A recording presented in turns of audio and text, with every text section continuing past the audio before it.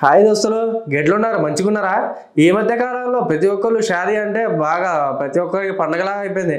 ఎలా అంటే పండగ అంటే మామూలు కూడా కాదు, దావత్ కోసం అని ప్రతి ఒక్కళ్ళు పెళ్లిలాగా అయితే వెళ్తుంటారు.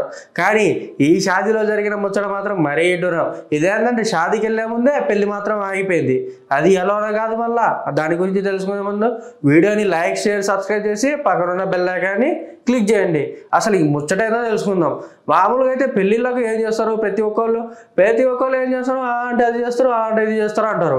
కానీ ప్రతి ఒక్కళ్ళు అమ్మాయి కానీ పెళ్లి కొడుకు కానీ పెళ్లి కూతురు కానీ చేసే ముచ్చటైంది తెలుసుగా, మేకప్ వేపించుకోవడం. అబ్బాయి అయితే హెయిర్ స్టైల్ సపరేట్ చేపించుకోవడం, గడ్డం షేవింగ్ అనేది ప్రతి ఒక్క డిఫరెంట్ స్టైల్లో పెట్టుకోవడం. ఈ ముచ్చటలో మాత్రం మరీ విడ్డూరం బాగుంది. ఏంటంటే మేకప్ విషయం కారణంగా అబ్బాయి ఏకంగా పెళ్లినే క్యాన్సిల్ చేసిండు. ఈ ముచ్చట చూడంగానే మాత్రం విచిత్రంగా ఉంది. అది ఎలా అంటే ఎవరన్నా అమ్మాయిలు ఏం చేస్తారు? పెళ్ళి అయిందంటే హడావిడులు మామూలుగా ఉండదు. హడావిడి మెహందీలని, ఆ సంగీతాన్ని ప్రతి ఒక్క దాంట్లో ఒక వాళ్ళకంటూ ప్రత్యేకత ఉంచుకోవాలని చూస్తారు. అలాగని ఈ అమ్మాయి ఏమనుకుందో ఏమో, అట్నే పోయి బ్యూటీ పార్లర్కి మంచిగా మేకప్ వేసుకొని రెడీ అవుతాం అనుకుంది.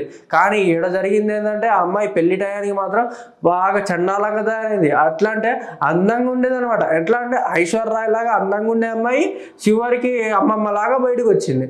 ఇది చూసిన పెళ్లి కొడుకు ఎత్తి నేనెందుకు చేసుకుంటా ఈ పిల్లనంట. అసలు ఏం జరిగిందంటే ఆ మేకప్ కారణంగా అమ్మాయికంటూ ఫేస్ మొత్తం బాగా ఉబ్బిపోయిందంట. ఉబ్బిపోగానే దావకానికి వెళ్ళి చూసిన పెళ్లి కొడుకు ఏమైందని చూడంగానే చూస్తే అమ్మమ్మలాగా జరైంది. దీన్ని ఎవడు పెళ్లి చేసి నేను చేసుకోనని చెప్పేసి అమ్మాయిని వదిలేసి వచ్చిండు. చూసినారా మళ్ళీ మేకప్ వల్ల ఫేస్ మొత్తం ఖరాబ్ అయ్యి అమ్మాయి పెళ్ళే క్యాన్సిల్ అయింది. ఆడపిల్లలు ఒకసారి గమనించుకోండి, మీరు పెళ్లిలో చేసే తప్పులు ఇలాంటివి కూడా ఉంటాయి. వాళ్ళు ఫేస్ బాగా కనిపిస్తుంది, బాగుంటుంది అని చెప్పి మీకు ఎట్లాంటివి రుద్దుతారు. దాని కారణంగా ఉన్న ఫేస్ కాస్త దరిద్రంగా తయారవుతుంది. తెలుసుకున్నారు కదా ఈ ముచ్చట. మరికొత్త ముచ్చటతో నేను ముందుకు వస్తా. అంతవరకు ఛానల్ని సబ్స్క్రైబ్ చేయండి.